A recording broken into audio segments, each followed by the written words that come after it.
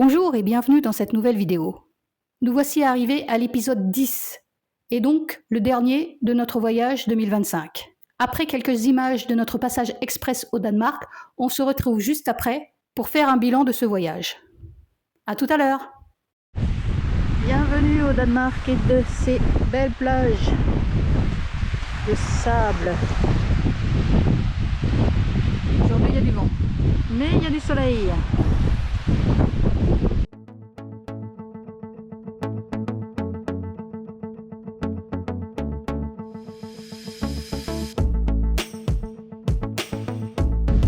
Arrêt du soir.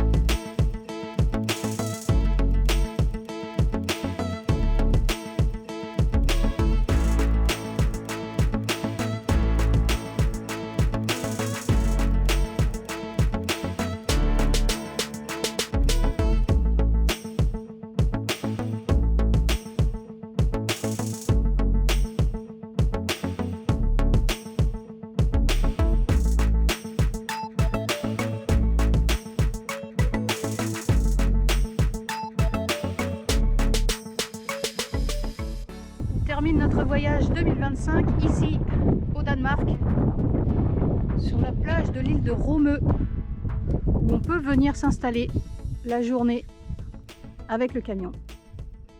C'est tout à fait magique.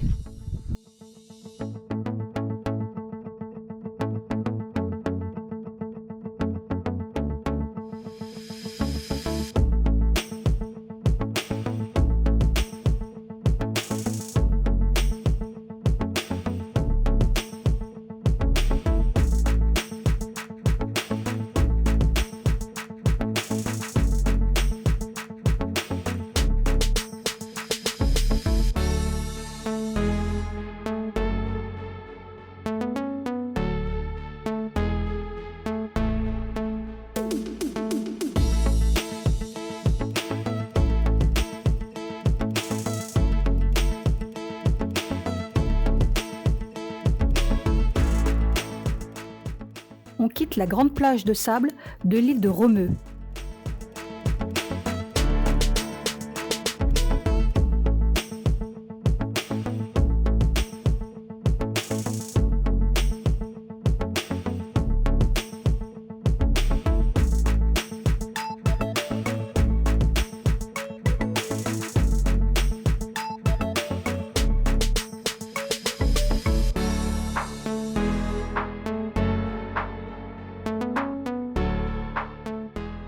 Et après quelques kilomètres, on quitte également le Danemark. On traverse l'Allemagne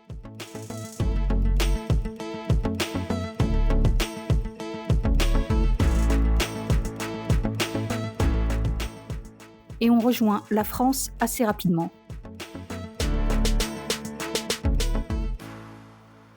Et c'est donc sur ces images que notre voyage 2025 se termine, avec une pensée pour Christian, décédé juste après notre retour.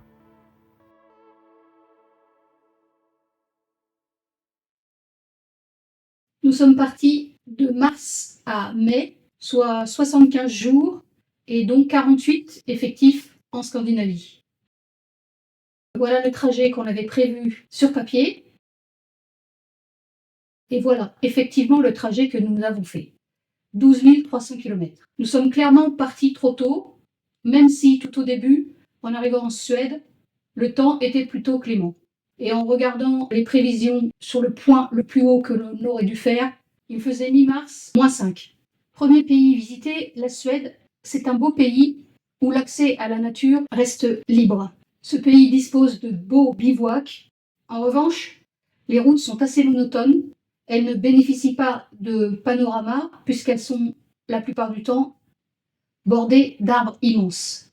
La Finlande, elle aussi, dispose de nombreux bivouacs et d'un accès libre à la nature, même si on a trouvé ce pays plus triste que la Suède. Nous passons à la Norvège, où là, les panoramas sont fantastiques. À chaque kilomètre, on change de vue, on traverse des fjords, des montagnes, c'est magnifique. En revanche, l'accès à la nature n'est plus aussi libre que ce qu'il était. De nombreux bivouacs qui existaient sont interdits maintenant aux camping-cars, ou alors ils sont devenus payants. En tout cas, notre ressenti, c'est que en 3 ans, la Norvège a perdu un peu de l'accès libre à la nature. Il paraît que à partir de Tromsø, c'est-à-dire toute la partie nord, c'est totalement différent et on retrouve des bivouacs et un accès libre pour le stationnement des camping-cars.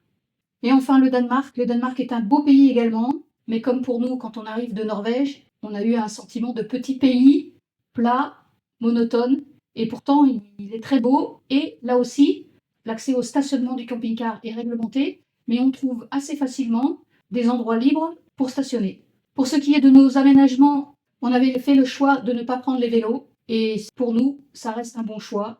Pour ce qui est des toilettes sèches, on est très content.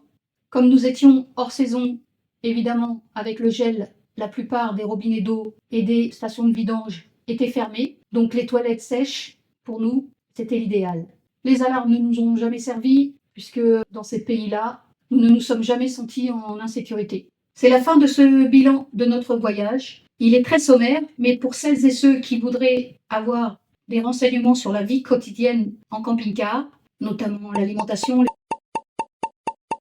gestion des péages, les applications utiles et nécessaires, les campings, les aires de camping-car, le stationnement en général, les laveries, la gestion des services, tout ça, n'hésitez pas à me poser des questions en commentaire.